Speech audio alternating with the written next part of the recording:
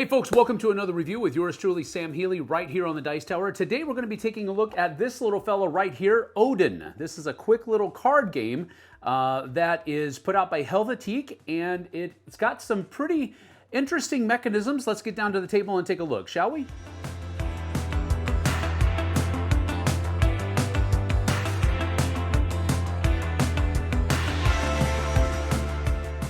So here I have a 4-player game of Odin set up for you. Each player is going to start with 9 cards dealt out to them from the deck, and one person is going to be determined to be the first player. Let's just say that this person over here is the first player. What they're able to do is play exactly 1 card out of their hand, and it can be whatever card they want to. It's just 1 card. So now that they've played 1 card out of their hand, the next person is going to be able to play a number of cards out of their hand, either 1 or more, depending upon how many cards are in the center of the table. Since there's only 1, this person can play exactly 1 card or 2 cards, but not 3, and it has to be of a value that is higher than 8. So if I wanted to, I could play this card right here, which is a 9, and it's higher than the 8.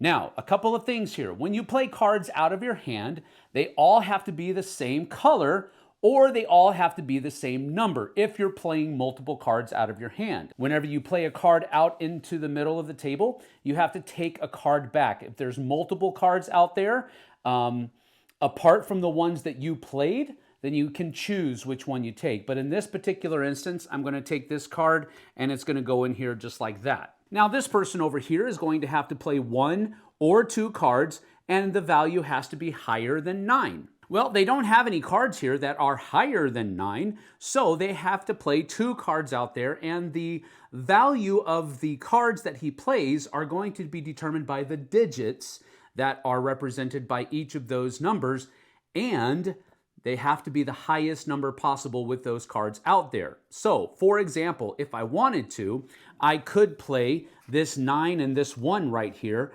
and that would make 91. Now, I can play the 9 and the 1 because they're both blue, and they're more than the number 9. Now, since I played these cards out here, I have to take a card out that I didn't play, so this one's going to come over here and be part of my hand like so. Now, the point at which everybody but one person has to pass, that signifies the end of the round, but not necessarily the end of the hand. So in this particular case, this person has played 864. This person over here has 861 that they could play, but that's not higher than 864. And then these 2 people do not have 3 of the same color or 3 of the same number that they could play to make a higher number than 864. So everybody in this situation has to pass. And so what happens here is that all of the cards are discarded, and the person whose turn it is has to play another card out there. So he's going to play this 6, and now it can continue. And when it comes to a point where this person is going to be the first person to start a new round, they're going to play 1 card, and then this person is going to try to go higher than that. They can play 1 or 2, and so we're going to play this as a 62, and they're going to have to take that 9 right here. And then this person can't beat 62, which is the 1 card that they have, and so they're going to have to pass.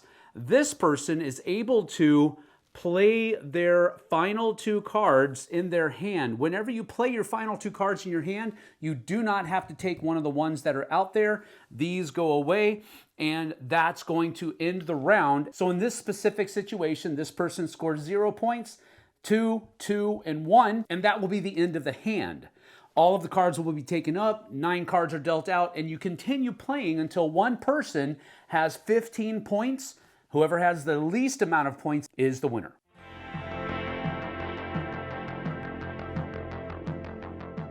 So that's about that for Odin. This is not a difficult game to play. It's very simple to play, as a matter of fact. Not a whole lot of difficulty here at all. The main difficulty is knowing when to play what cards at what time. When are you going to put your big cards out there so that you can hopefully end that round and kind of have the upper hand, so to speak, as you start the next round. That's really where the crux falls. In that respect, It really kind of feels like a trick-taking game where the tricks simply take longer to play than just playing one card or a set of cards out of your hand at one time to win a trick. But it's also got this ladder climbing aspect to it as well, where you're trying to play a higher number than the one that's currently out in the middle of the table. So with that being said, I think it has some interesting nuances to it. And I think it might appeal to people who like trick-taking games because it definitely has that vibe going on. But I think it's more ladder climbing than it is trick-taking. It has a vibe of trick-taking, but that's about it. What you're really doing is you're ladder climbing. You're trying to play a higher number than what was played before you, and that can get frustrating at times when you just don't have the cards that you can do. You find yourself passing a lot, and that's just not fun. But I can see the pull. I can see the draw. Let's get to my pros and cons.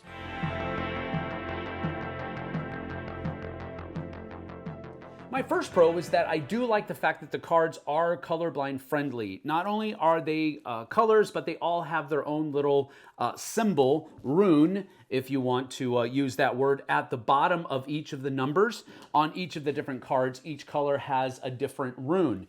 I do like that. I think that's a cool thing for publishers to do, to realize the fact that a number of their customers don't have the luxury of seeing colors the way that everybody else does.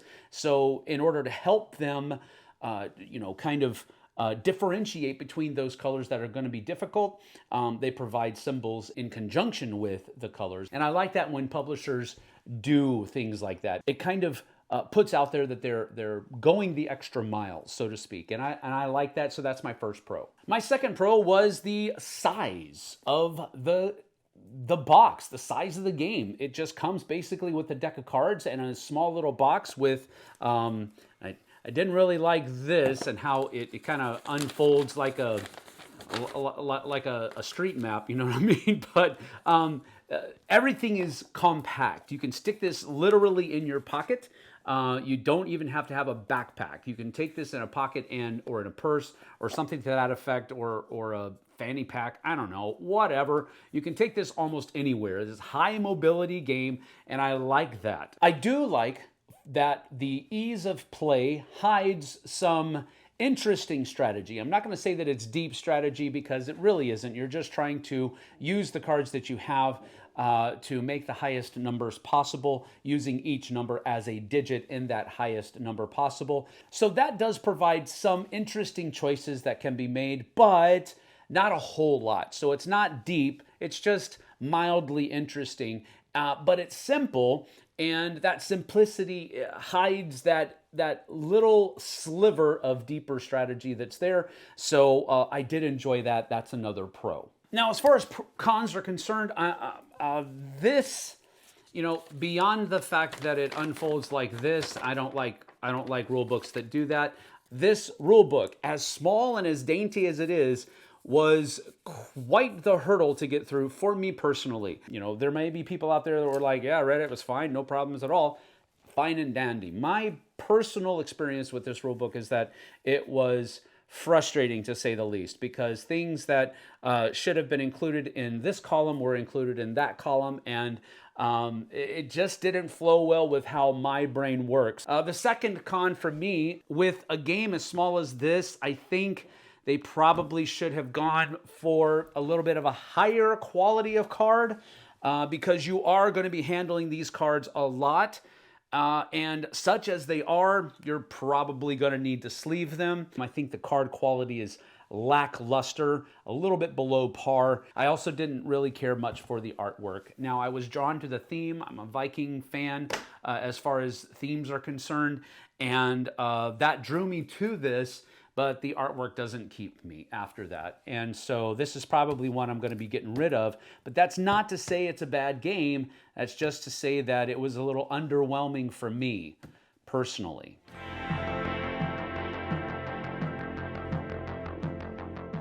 So as far as a rating is concerned, I'm going to give this one a 6 out of 10. It is it is slightly higher than average for me, and 5 for me is an average game. And I did enjoy the play once I figured out how to actually play it. It made sense after that fact, and I see what they were trying to do. But there's so many different kinds of games that are in this category of games, this ladder climbing, this vibe of trick taking that's going on there. And if I want to scratch that itch, I've got so many other games to play that I enjoy more than I did this one. So this is a definite low cost game. So even if you buy this and you don't like it, which is what I did, I bought this game. It wasn't given to me for a review copy or anything like that. You're not really out that much to begin with. I think it's around $11, $12, $13, something like that. And so give it a try if anything I've said reaches out to you or speaks to you.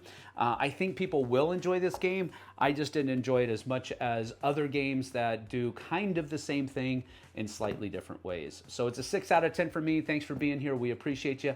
We'll see you guys and gals on the flip side. Take care.